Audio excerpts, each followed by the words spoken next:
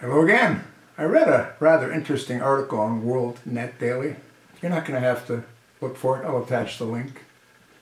The title is Voters Feel Betrayed by GOP, warns radio talker. And what the article talks about is exactly what the title states. You know, if you'd watched me prior to the midterm elections, I had made numerous comments stating that the midterms are the most crucial elections in our country's history. And if Obama would have taken control of the House and maintained the Senate, his plans to destroy our country would have accelerated at a dramatic pace. The problem that the American voters that voted in the midterms to dethrone the Democrats is that although their voices were heard, nothing's being done about it. There was a huge push by the CEO, Joseph Farah of World Net Daily, to try to get John Boehner removed as the speaker. I supported that in many of my videos. Sadly, irrespective of the fact that close to 600,000 letters were sent to the GOP to remove Speaker Boehner, they chose not to do that. They chose to go against the will of the American people. Although the midterms was the second most expensive election in America's history, the turnout was dismal. Fortunately, it was more dismal for the Democrats than it was for the Republicans. What do you think those that sent those letters feel? Do you not think they feel that their voices have been ignored? Their letters have been ignored? When you stop to think about it, there is no good reason, none, zero, nada, zip, that Speaker John Boehner was allowed to remain as a speaker. No different than there's no good reason that Mitch McConnell was allowed to head up the Senate. The only thing that's in favor for Mitch McConnell is the wealth that his wife's family has that allows him to remain in power.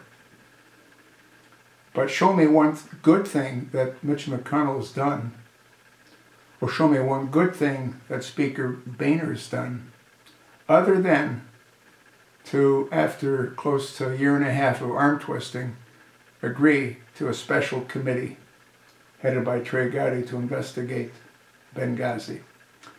If you viewed me for a while, I've said countless times that Benghazi is the key that can end this nightmare. Look at MOV 01868.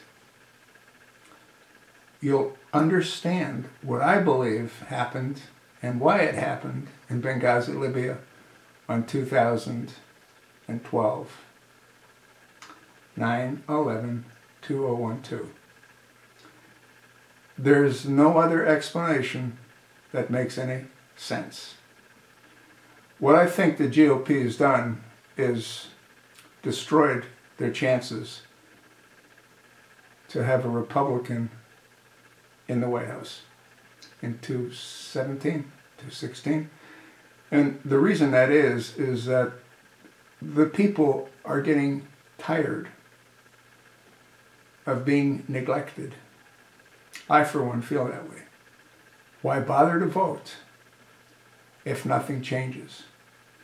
And I've said that unless Speaker Boehner's replaced and unless Mitch McConnell's replaced, it's the same old, same old. Nothing changes until something changes. That might sound like a cliche in words, but think about it. Is it not true? People need to feel appreciated. They need to feel that they're worthy. They need to feel that their voices are being heard.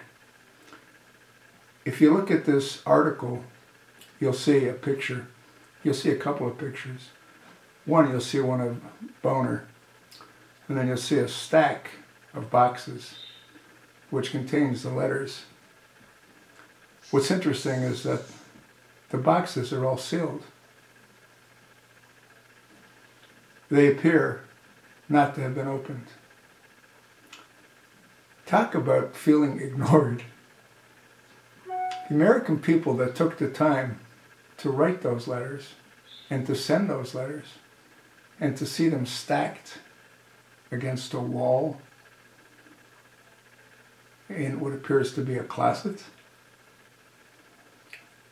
can't be motivated to bother voting. If your vote doesn't count, which it seems not to count, why bother voting? I think it's all done by design. You know, and I've said this on numerous occasions. The leaders, if that's what you want to call them, that end up living the life of Riley in the White House are not elected. They're selected. They have been for who knows how long. The Bushes, again, are looking to further their dynasty. The good news is, according to what Fox reported, the leader, if the election were to be held tomorrow, would be Walker out of Wisconsin. Jeb Bush is close to the bottom of the pack. Anyone that thinks that Jeb Bush would make an ideal president is totally delusional. Does that mean that I don't think that he will be the nominee? I do believe he will be the nominee. Once again, our leaders, if that's what you want to call them, aren't elected. They're selected. No different than G.W. Bush. G.W. Bush was selected. Look at his history. Look at Bush's background. I believe, from what I've read, he deserted the Air Force Reserve. I've made numerous videos on that particular topic, but go do your own research. Don't listen to me. Go do your own research. Find out why he left the National Guard as a fighter pilot. And we reward people like him, no different than we've rewarded Senator Lame Brain Johnny McCain. He should have been sent directly to prison when he returned to the United States. Instead, he was given a hero's welcome.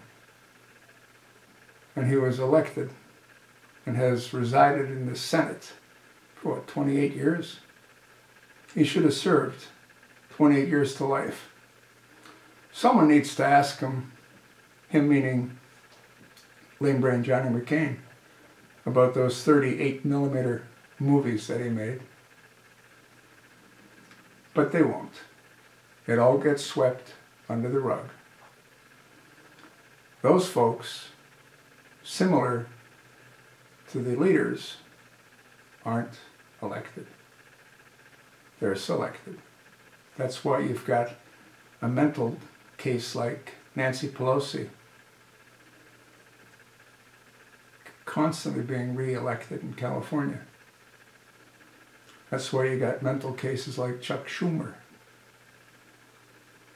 I could go on and on, but what's the point? I think you sort of get the message. Bottom line is we're all screwed. That's sort of what I think. When your voice no longer matters, what does matter?